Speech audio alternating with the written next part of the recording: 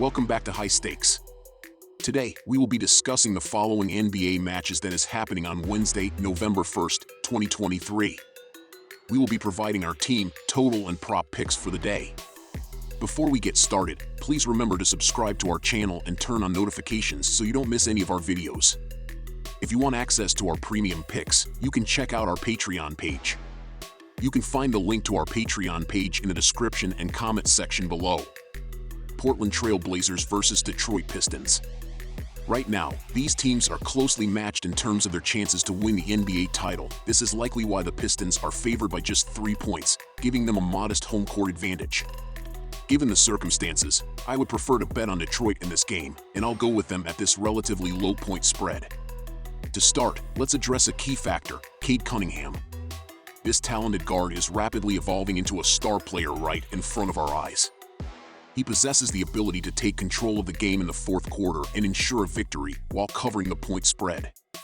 Cunningham's skill set extends beyond scoring, as he averages 21.0 points per game and also excels in distributing the ball, leading the team with 7.5 assists per game.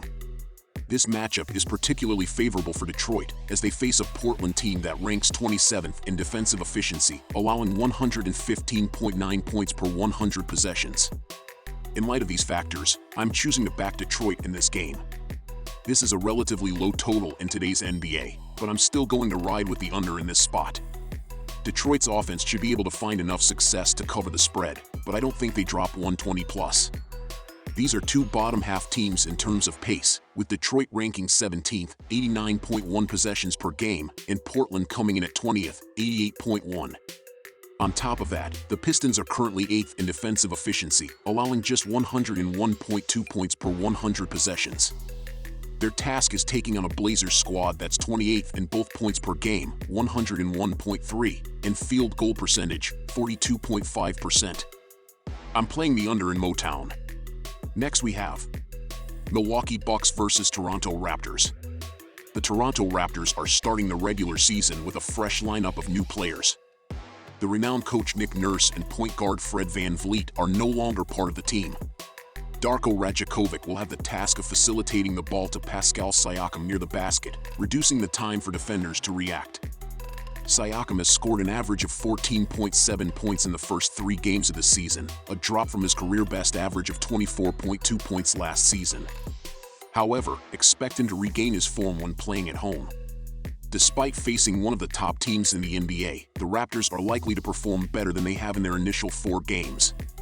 While they might not secure a victory, I anticipate a strong and passionate performance from them, allowing them to cover the point spread as underdogs. Therefore, my pick is Toronto. The Bucks were an elite defensive team last year, finishing 4th in defensive rating. The situation is a lot different this season, and although we are too early in the season for a reliable sample size, the absence of Drew Holiday and the inclusion of Damian Lillard will change the makeup of their club's defense. I expect them to allow a lot more points than last year, with Lillard making up for his lackluster defense with explosions on the offensive end. Holiday was more of a lockdown defender.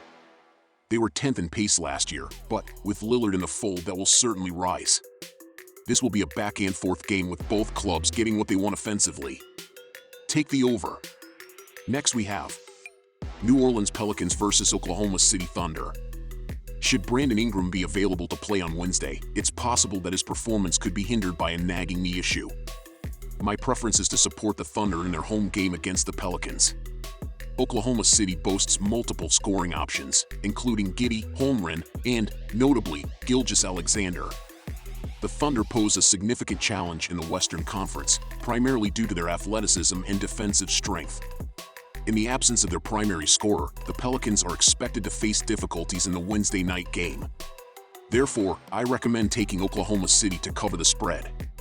The pace of play could be shorter in this game as the Pelicans aren't known for getting up and down the court often. Points in the paint are a big emphasis for both squads too. This should be a low-scoring game, and I am going to take the under in this one. The under is 2-1 during the first couple of games for the Pelicans this season. Take the under on Wednesday.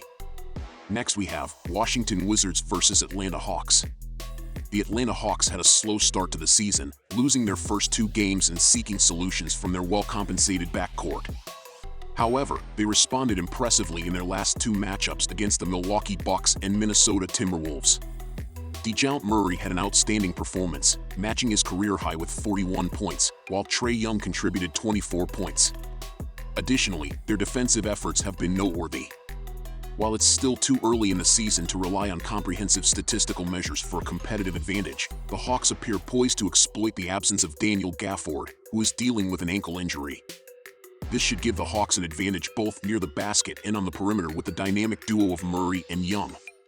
It's worth noting that the Wizards have struggled at State Farm Arena, having lost 7 of their last 8 games they're dating back to last year. In light of these factors, I recommend taking the Hawks to secure a convincing victory.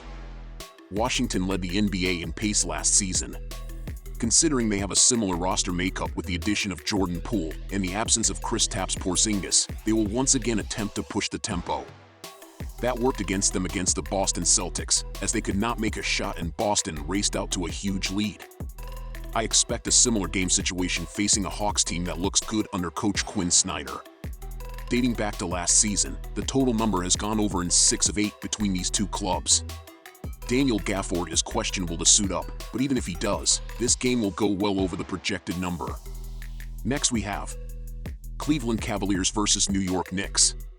The Cavaliers had a subpar shooting performance in their recent home game, and the quick turnaround demands that the team shifts their focus away from their shooting struggles and concentrates on their upcoming challenge. While there's uncertainty surrounding LeVert's availability for this game, we've witnessed the immediate offensive impact that Mitchell brings to the team. It was unusual for the Cavaliers to allow so many free throws in their previous game, and I anticipate that they will manage to reduce that number in this particular matchup. Additionally, the Knicks received a much-needed boost from their bench, although, aside from their last game, they haven't consistently demonstrated the ability to score 39 points night after night. Expect Cleveland to make a strong comeback and keep this game closely contested, ultimately covering the spread of plus 3.5 points. It's a bit of a known zigzag approach to the total here, but it gives credence nonetheless. Both of these defenses will be on no rest and in a travel spot early in the season. I expect fatigue to play a factor here, particularly on the defensive side of the court. Both of these teams turned it over higher than their season average indicates, and I expect them to have a little more value for the basketball this time around. There isn't a concern about any minute restrictions in this back-to-back given the relative youth on both rosters. I don't think the slower pace of play will bear much of a factor in this one, and I expect the Cavs offense to be able to connect at over 39% and 25% from deep here. Look for this number to go over the total. Next we have Indiana Pacers versus Boston Celtics. In their previous season, these teams clashed 3 times, with the Celtics emerging victorious in 2 out of 3 matchups, while the Pacers covered the spread in 2 of those contests. The most recent encounter saw the Boston Celtics dominating the Indiana Pacers at home, winning by a significant 25-point margin and covering the spread as 11.5-point favorites. The Celtics have started this season with a strong performance, displaying a level of confidence that should worry other teams. Their new roster, featuring additions like Porzingis and Drew Holiday, has quickly come together, adding to the concerns of their competitors. This situation resembles the one the Celtics faced against the Washington Wizards, a team that lacks a clear identity but possesses young and talented players who consistently perform. Regrettably for the Pacers, much like the Wizards, they lack the depth and size to match up effectively with the Celtics. Even though it's early in the season, the Celtics appear to be significantly superior to the Pacers. Therefore, I recommend taking Boston with the points. The under went 2-1 in last season's meetings, though the two teams combined to average a total of 241.3 points per game. Boston alone averaged 124.7 per game in those matchups. Both teams have had the over go 2-1 in their games this season. The Pacers rank 4th in the league in pace, per dunksandthrees.com, so they can get up and down in a hurry. Boston will force them outside, and Indiana can deal with that, hitting a bit over 15 threes per game. They have twice scored 125 points or more, with a high of 143. The Celtics rank only 21st in pace but are 2nd in offensive rating. We know they have big-time scorers, and they have put up 119 or more twice already. I expect them to keep their Monday night offense rolling into this one. Take the over.